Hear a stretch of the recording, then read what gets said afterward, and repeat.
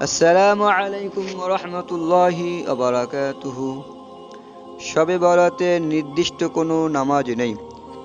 বাজারে প্রচলিত কিছু কিতাবে শবে বরাতে বিশেষ পদ্ধতির নফল নামাজ আদায় করার কথা লেখা আছে।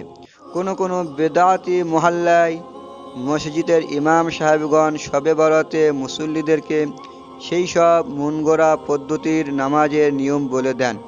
আল্লামা ইবনে হাজার মক্কি তুহফাতুল মুহতাজ কিতাবে দ্বিতীয় খণ্ড 239 নম্বর পৃষ্ঠায় লিখেছেন, শবে বরাত ফজিলতের রজনীতে বিশেষ ধরনের নামাজ পড়া জঘন্য বেদাত কাজ।